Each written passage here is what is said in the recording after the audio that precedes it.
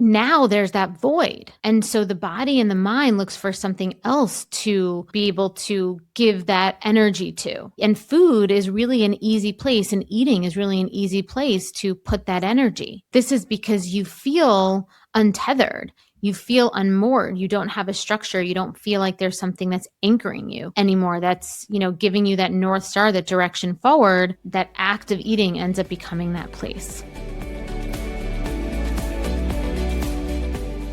Hello and welcome to another new episode of Emotional Eating Unwrapped. I'm your host, Alana Kessler, and today we're going to talk about compulsive eating. We're going to have a conversation about compulsive eating because many people, they know what their triggers are, right? They know that their triggers are stress, a bad day, maybe it's a fight with someone, maybe it's looking in the mirror and not feeling great about your body. And absolutely, 100% those things can trigger compulsive eating. But there are other triggers too that I want to talk about, more subtle triggers, moments that aren't as dramatic or as combustible in the moment, but later, upon reflection, you realize that, oh yeah, that is where the pattern started.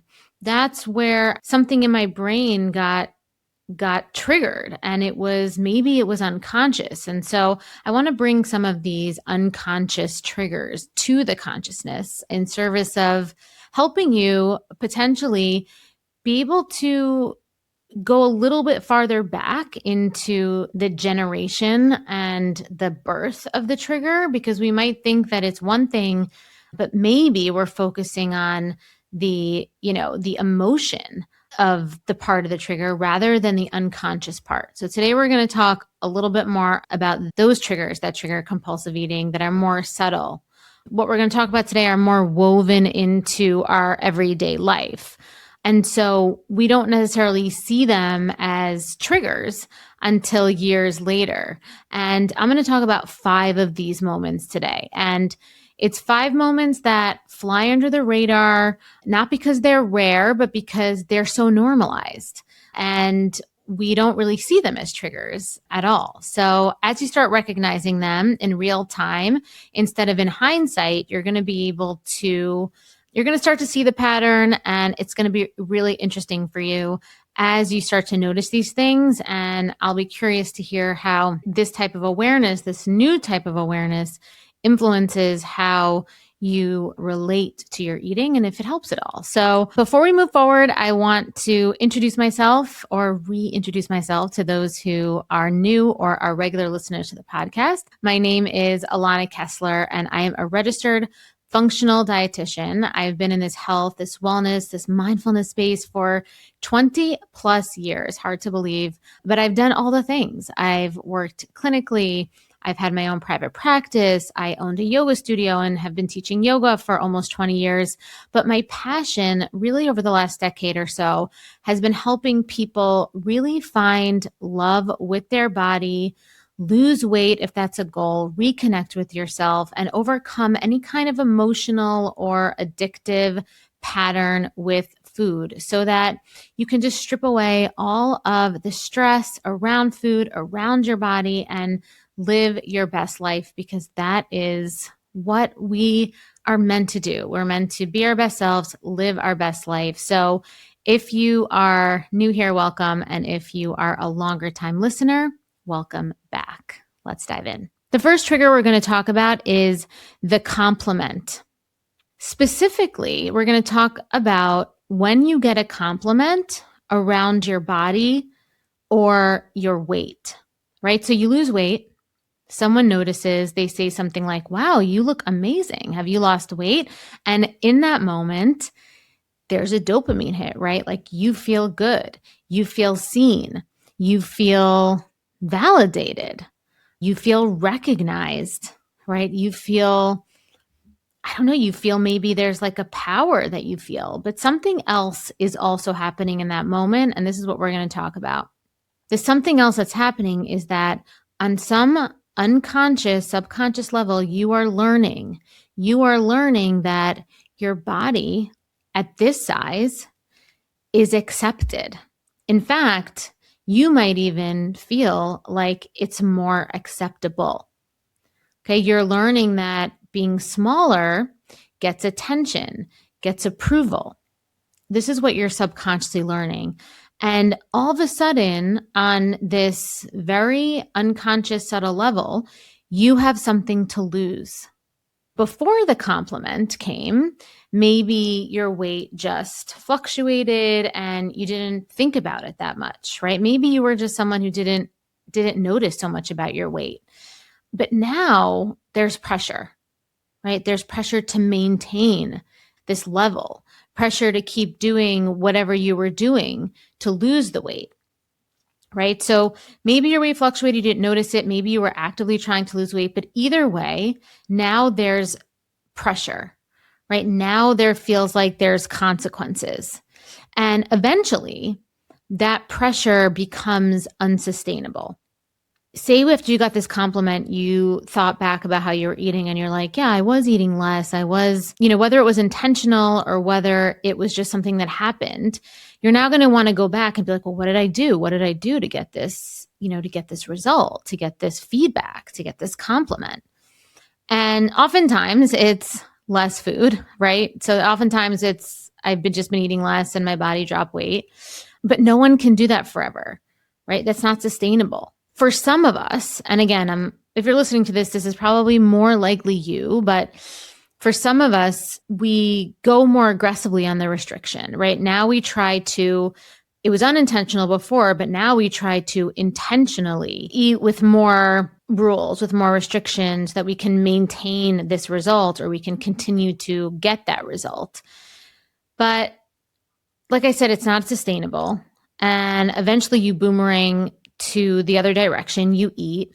And when you eat, the pressure that now has been put on releases all at once, and the eating starts to become compulsive because there's stakes, right? So once we put stakes on our eating, and I am not talking about meat steaks, right? Pun not intended. But once we put stakes on our eating, that is the button that is waiting to kind of get pressed that leads to the compulsive eating. That is how the cycle that started with a compliment can turn into shame, right? Because we get the compliment, now we try to reverse engineer how we did it. Then we try to control it. Now that it's in our awareness, we try to be in control of it, unsustainable long term. And now there are stakes around our eating. And so it gets too much pressure, and then we end up eating compulsively. So this is one of those triggers that we might not see until later on. All right. The second trigger is the decision to quote unquote get healthy. Okay. And I'm putting it in quotes because what we often call health is actually control disguised as being healthy, being good for us.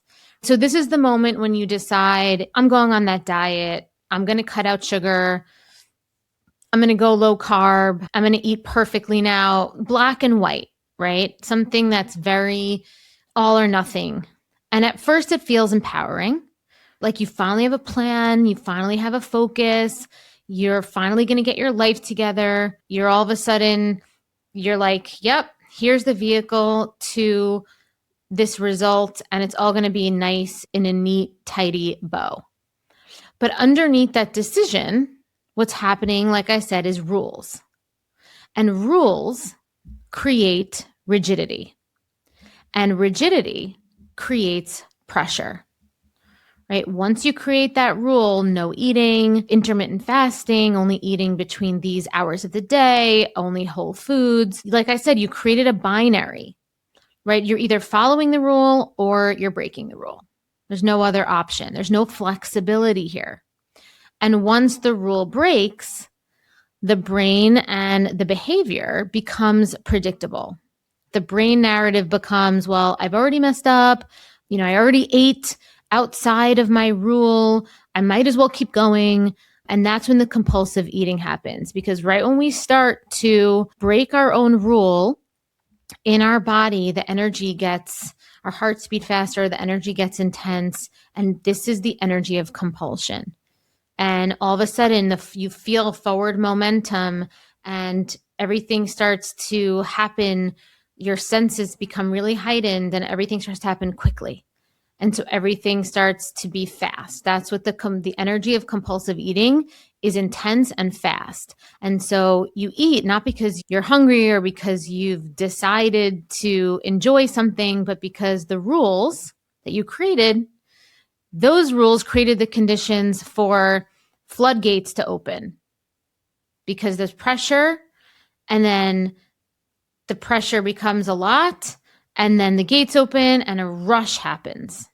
So that's the energy of compulsive eating. And the challenge with this, though, is that socially, getting healthy and doing these types of diets, they're socially celebrated, right? They're not only socially celebrated, but they're communally celebrated. A lot of times these things are done in community so that people feel like there's a sense of solidarity in doing these things together. So there's the social communal element, which is very important for humanity. And then there's the praise for quote unquote getting healthy. But no one warns you that potentially this, well-intentioned thing that you might be doing initially, it's not where you're going in here knowing that you're creating this. These are things that you might have the best intentions going into doing this thing, like you really do just want to get healthy, but the conditions subconsciously and unconsciously create the context that could lead to compulsive eating. Because no one warned you that this dynamic and this context might be setting up the restrict binge cycle. Right? It might be setting up the restrict binge cycle. And so I'm not saying that this is for everybody, but if you are someone listening to this now and you're like, I don't know when this started for me, right? It might have started as innocently as a compliment. It might have started as innocently as, hey, I want to get healthier and do this, structured program that my friends are doing also. And it seems really organized and like it's, very clear-cut path to a result. The intentions could have been really good, but a lot of times these things can unconsciously set us up for this compulsive eating. And so like I said, I want to go over 3 more, but I want to bring your awareness to this. You've built a good life. From the outside, it looks like you have it all together. You eat clean, you work hard, you take care of everyone, but there's this one area that still feels impossible to master, and that is food. You can eat perfectly all day and still end up in the kitchen at night wondering why you keep doing this. You promise yourself you'll start fresh tomorrow, and I know you mean it every single time. But the cycle, it always finds its way back, especially when you're stressed, when you're overwhelmed, or when you're just tired of being the one that's holding it all together. And I get it because I lived that way for years. And what I learned is this. The problem, it was never about food. It was the pressure underneath it, the perfectionism, the self-doubt, the part of me that never felt safe and secure to just be me. And that's why I created the sober eating sequence. It's a proven 3-phase method that rewires the emotional patterns and the belief systems driving overeating so you can relax, trust yourself around food, and release weight completely naturally, without force and without obsession. Because when your body feels secure, it lets go. The cravings quiet, the self-punishment, it softens, and food, it stops being the thing that you have to fix. This is not another plan. This isn't another rule book. It's a revolutionary transformation for your nervous system, for your body, and for your identity. So join the sober eating movement today. And before we go into our third one, I just want to remind you that if you have been a listener to this podcast and you're not yet subscribed, please subscribe to us on YouTube. We found out that 58% of you guys listening or watching our podcast are not subscribed. So please subscribe to us there. And if you listen to us on Spotify and Apple and you love the podcast, please leave us a 5-star review and a written review, because we know for a fact that the reviews and your written reviews and your 5-star reviews, they tell the algorithm that our podcast is worthy. And we get a lot of emails from people saying that our podcast is really helping them in their isolation with their struggles with food, because they're not quite ready yet to maybe seek help. And so the podcast that they're so happy they sort of just stumbled upon is really helping them. And the reason they stumbled upon it is because of you who like, subscribe, and leave us those 5-star ratings and reviews. So please go ahead and do that. We so appreciate it. All right. So the next trigger is the achievement. Okay. So the achievement trigger is one that doesn't always get recognized, but it's the one where you complete something, you advance, right? So you finish a project, you get a promotion, you hit the goal that you've been working towards, and you get there, you've succeeded. And the expectation is that you just feel amazing, right? It's all just hunky-dory. It's all just good vibes only. But something else shows up too with this. And what shows up can sometimes be a void, right? A feeling of emptiness. Because when you're working towards something, we have a direction, right? When we're working towards something, we have a direction, there's structure, there's purpose. You're left oftentimes with space that you don't know how to fill. And for high achieving people, this can be deeply uncomfortable, right? You're used to striving. You're used to that pressure is a privilege energy. You're used to that. So even though that might be stressful, and having that stress might cause you to compulsively or emotionally overeat, right? To kind of soothe. The other flip side of that coin is that when that pressure is not there, when the striving is also not there, now there's that void. And so the body and the mind looks for something else to be able to give that energy to. And food is really an easy place, and eating is really an easy place to put that energy. And this isn't because you're stressed or because you are celebrating. This is because you feel untethered. You feel unmoored. You don't have a structure. You don't feel like there's something that's anchoring you anymore. That's, giving you that North Star, that direction forward. So food ends up becoming that place. That act of eating ends up becoming that place. All right. So the fourth trigger is the evening alone, right? The evening alone or the time alone. It doesn't even have to be an evening. It can just be like a semblance of time where you're alone or it's quiet, the downshift energy of the day, where there's not a lot going on around you, whether it's at night. Maybe you had a lot of people over to your house for an event, for a holiday, and now everyone went home. The responsibilities are over, and now it's just solitude. Right now it's just quiet.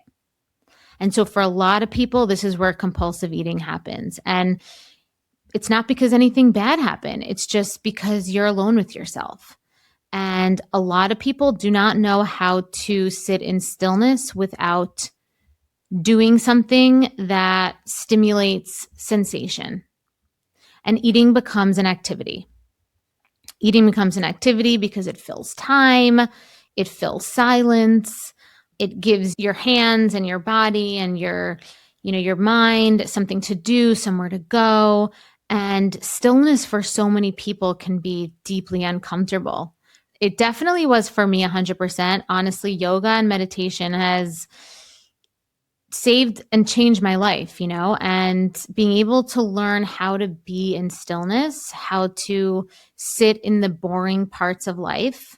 And not only that, not just like survive the boring parts, but actually be able to flip the switch and really learn how to see the solitude as a source for thriving, see the solitude as an opportunity to recharge and renew, so that we're not necessarily needing to distract ourselves away from the stillness, but we actually want to settle even deeper into the stillness. That is a skill. That is a skill that is, it's immeasurable how amazing that skill is. I can speak for myself, and I could speak for so many of my clients who have been taught how to do that through the sober eating method. It's an unbelievable skill to learn how to source solitude as a place for self-worth, self-love, and just a deeper commitment to yourself and to your goals. And it becomes an opportunity for success rather than a place where you can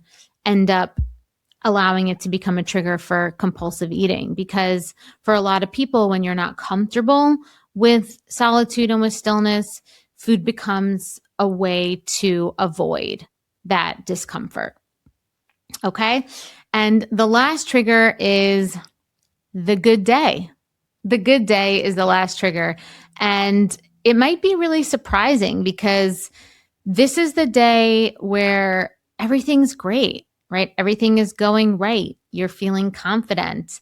You feel capable. Things are working, right? Your business is making money. You just worked really hard on something, right? And like everything is just going right for you. And you find yourself strangely later on eating compulsively and you're confused. And what often sits underneath good days is vulnerability. It's when things are going well, part of your nervous system doesn't trust. It doesn't trust that this is going to stay. So whether that's in your life, you know, a lot of people can connect to this when it comes to relationships. You had a great date. You've been seeing somebody for a couple of months and it's going well, right? Like a lot of times interpersonal relationships trigger this vulnerability because on some level we're waiting for the other shoe to drop. And if you've lived in a place where, you know, you were in survival mode, or you have been over functioning in relationships, or you're so used to people disappointing you, you know, or it's just like you've been living in your life has been a lot of survival energy, a lot of anxious attachment energy. Good feelings can feel very unstable. And sometimes compulsive eating becomes a way to bring yourself down and back to a familiar emotional baseline, even if that baseline is shame, even if that baseline is disappointment or regret or self-flagellation. And the reason is because, and I'm thinking about this and I'm sighing like that because I know that was for me for so long. It was like I would get to these heights of feeling so great about something, but it's like it was too high and I couldn't sustain that. And so I would find myself binging and purging to bring myself back down to a level that is known for me, you know, that was known for me, which was, you know, because it's like if you're not so high, you don't have as far to fall. And it took a really long time for me to get comfortable with things being good and being able to stay in that state of elevation. Obviously, nothing is perfect all the time, but not needing to almost sabotage my own heights from a level because I needed to get back down to a certain emotional state that felt safe and comfortable for me, even though that state was, you know, a feeling of, you know, of shame or of not feeling good in myself, of low self-worth. And the reason that happens is because until we elevate our sense of identity, where we believe we deserve to feel good, we deserve, we're worthy of those heights, those emotional heights, those life heights, you know, the known feels safer than the unknown experience of things going well. And that's a real truth, right? On the outside, things going well could seem great, but if your nervous system isn't comfortable with things going well, then compulsive eating and, behaviors that take you down, really bring your self-worth down, those things can creep in, and they could even feel more comfortable and, on some level than things going well. But we want to train our nervous systems. We want to move from needing to kind of keep the ceiling really low on our lives to being able to, break the glass ceiling really high on our lives and not be afraid that we don't deserve it, because we do, and you definitely do. All right. So what these triggers have in common are that these triggers, they all create moments where you feel something internally that you don't quite know how to sit with, whether that's pressure, whether that's emptiness, whether that's rigidity, whether that's stillness, whether that's vulnerability, right? All these things are something that you're feeling internally that you don't quite know how to sit with, and compulsive eating becomes the vehicle that creates distance from these feelings. Okay, which is why compulsive eating is rarely about food. Right? Compulsive eating is rarely about the food that you're eating, and it's more about not knowing how to be with what you're feeling. And so when you start noticing these triggers in real time, what happens is that space appears. So the urge doesn't immediately disappear. Okay, the urge to compulsively eat doesn't immediately disappear, but when you start noticing these triggers in real time, the second that you notice it, space between the trigger and the behavior. This is something that is part of the work, is to be able to, it's to be able to take inventory of your internal experience, is to create enough space to learn how to do that and find those answers within you. And this is how this moment of awareness can change your relationship to the compulsive eating. And you're no longer just reacting to something unconscious, right? You are bringing it to the consciousness, you're observing it, right? You're observing it, and then you're interrupting it. You're interrupting it through tools and through questions and through different ways to integrate the feelings, right? This is a lot of what I teach, especially in the invisible weight detox. This is 100% what I teach in this introductory program that I have to the sober eating method. We go through a lot of these in a lot of different real world scenarios. And it's not always perfect, right? It's not always perfect, but that's not the point. The point isn't to be perfect, because it always will be enough to create change, to start creating change. Absolutely. Here's what I want you to take away from today's episode, that compulsive eating has many, many triggers, and many of them are things that seem normal in everyday life. You wouldn't think to look for them, right? They're not your standard, stress, obvious things, right? A lot of them are, like I said, normal everyday things. The compliment, the innocuous, totally innocent decision to get healthy, an achievement that you've reached, solitude, and having a great day, having a great experience, right? Finally getting what you wanted, finally getting what you wanted, finally feeling happy. These moments, they're everyday moments, and they can seem really insignificant, really small, but they can create really powerful internal reactions. And when you don't recognize the nuance and the flavor of these reactions, it's easy to snowball into these compulsive behaviors that end up leading us to places that we don't want to feel and that we don't want to be in with ourselves. Okay. And it's easy to think that, once these things happen, once you are compulsively eating, it's easy to think that the problem is you and that you have to do something more extreme to get in control of it. But that isn't necessarily true, because what's actually happening is your nervous system is responding to something that you haven't learned how to see yet. And so that's what we're doing here. We're learning how to see. We're learning how to awaken. We're learning how to pay attention, not with judgment, not with trying to control, but with curiosity. So we can notice the moments right before the eating happens, because the moments are usually trying to tell us something. And once we understand what they're trying to tell us, it's always the first step towards changing it.